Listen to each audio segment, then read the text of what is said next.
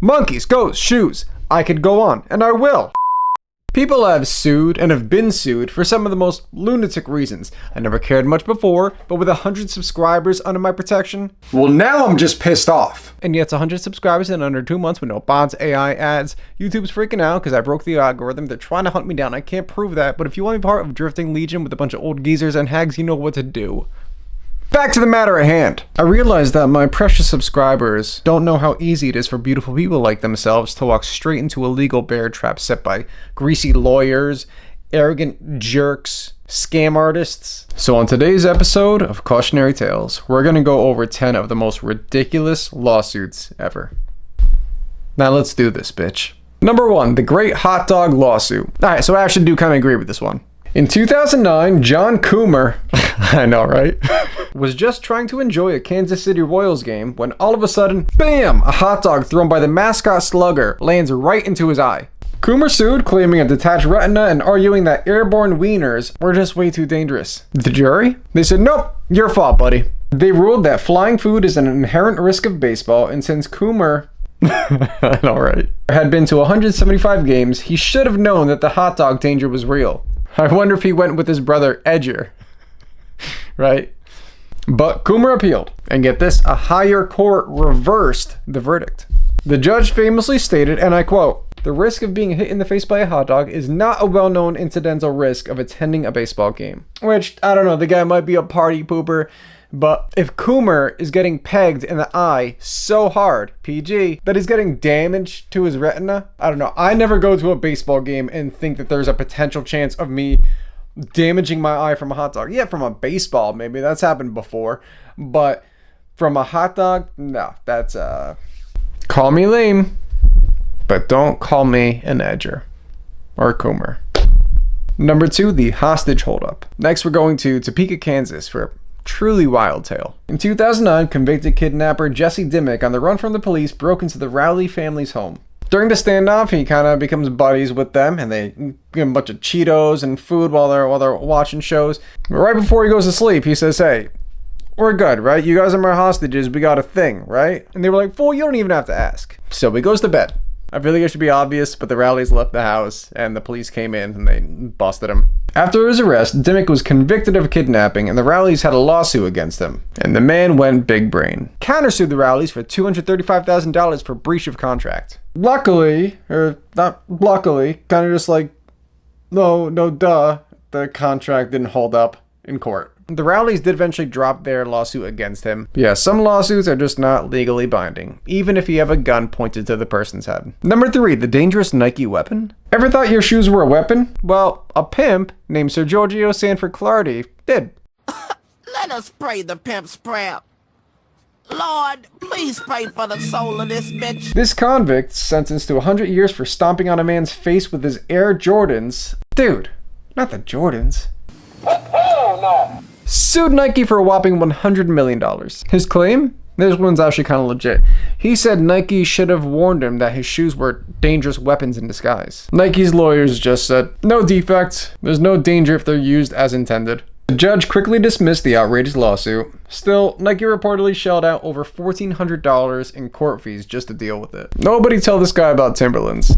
The monkey selfie. Now for a case that really made us scratch our heads. Meet Naruto, believe it! A macaque monkey who in 2011 took a famous selfie using a wildlife photographer's unattended camera. When the photographer published the photos, PETA, those guys, sued on behalf of Naruto, I'm going to be the first Hokage, believe it, for copyright infringement. This case brought up fascinating legal questions. The court wrestled with whether an animal could actually own a copyright. Ultimately, while Rasengan Boy had standing, the Copyright Act simply didn't authorize animals to file lawsuits. The case settled with the photographer agreeing to donate a quarter of future proceeds to the wildlife charities. Macaque's a funny name for a species. Batman v Batman. You know Batman, the superhero, right?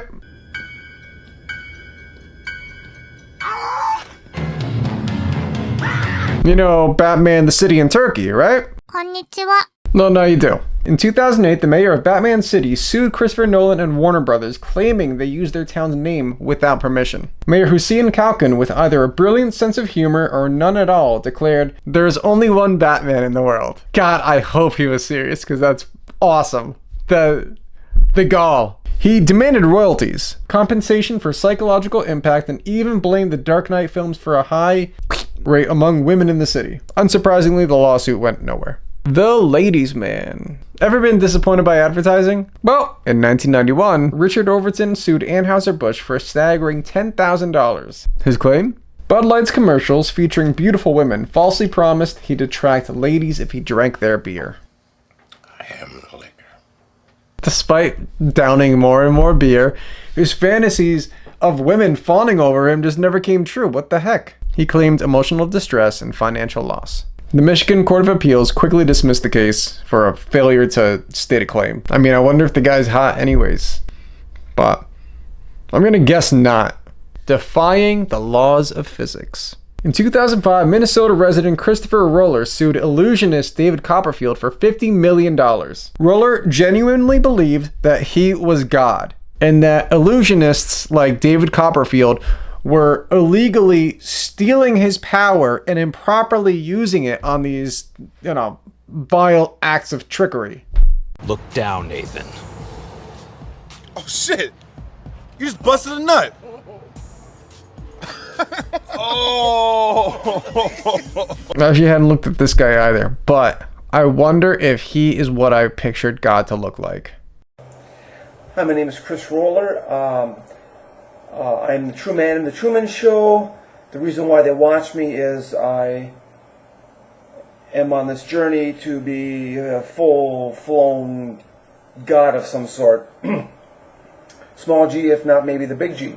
Roller even told reporters he'd drop the suit if Copperfield could prove his magic without using God's powers. What? When the lawsuit was dismissed, Roller then tried to patent godly powers on Earth, arguing others were profiting unethically from his supernatural gift. Jesus! What the? Jesus! Fuck! What? Where's my orange soda? What'd you do with it? What'd you do with it? Where's my orange soda? It's orange soda in my mouth! What the F? You put it in my mouth! What the F? His patent application was rejected. Dude, where are my pants? It's a movie reference. In 2007, administrative law judge Roy Pearson sued a dry cleaning business for $54 million over a lost pair of pants. Representing himself, Pearson argued the cleaners failed on their same-day service and satisfaction guaranteed promise. The judge, of course, ruled in favor of the dry cleaners. Pearson tried to keep up the fight afterwards, and nobody was behind him because the guy's an ass. Oh, and he was also fired, so screw him. Dog tosser sues dog owner. This one makes me very upset. I'm a big animal guy, so yeah, it's if you are too, it's gonna infuriate you. In 2000, Andrew Burnett got into a road rage incident. Sarah McBurnett, which is just a crazy coincidence, she accidentally bumped him in the back, so he gets out of his vehicle, goes over to hers, starts arguing with her, sees a dog in the back, grabs the dog, hurls it into traffic, and Sarah just has to watch as her dog gets hit by a vehicle and dies. Yada yada yada, the guy goes to jail for 3 years, right? Which is, if you're that unhinged, I'm sorry, 3 years isn't enough. It was also revealed when he was younger in Puerto Rico, he beat a dog to in the streets. So the guy is like an actual lunatic who isn't safe to be out in the community, I think. Anyways, in 2003, he had the audacity to file a $1 million lawsuit against Sarah, the dog's owner, claiming she had defaced his image, caused him mental anguish, and that he lost wages from his prison time. Thankfully, the judge threw it out immediately. Well, an actual, monster. Finally, we have Stambovsky vs. Ackley, a haunted house. In a unique case, Jeffrey Stambovsky contracted to buy a Nyack, New York house from Helen Ackley, only to discover it was famously haunted. Stambovsky sued to cancel the contract and reclaim his down payment, arguing Ackley should have disclosed the supernatural activity. Wait till I ask a question. Are you evil? Once for yes, two for no. The court sided with Stambovsky, saying that Ackley should have disclosed that there were, spooky little ghosts kind of flying all over the place. The decision acknowledged the buyer beware principle, but deemed the haunting a unique material fact, significantly impacting the property's value. Ackley's previous promotion of the haunting in media further supported the court's decision, establishing a precedent for disclosure in such unusual circumstances. I'd agree with that one too. If I found out that, a house that I was going to live in just, had a pretty terrible, horrible bloodbath, I probably wouldn't live there. I don't like spooky ghosts. There. I said it. Now you know one of the most intimate details about me. So, congratulations. Had enough? Alright, we'll stop there. I've actually known, crazily enough, multiple people, family members and friends. They all had neighbors that they were really friendly with, and then something happened. In each case, sometimes people twisted their ankle on the lawn, or, you know, like slipped and fell. Each time, it comes from somewhere you wouldn't expect. So, don't ever think that somebody won't sue you for, especially injuries. If it's like it, take care of your lawn is what I guess I'm saying. And salt your front steps. I think that's probably the big ones. Yeah, okay. Yeah, and then you could do anything you want. Maybe. I don't know. Bye.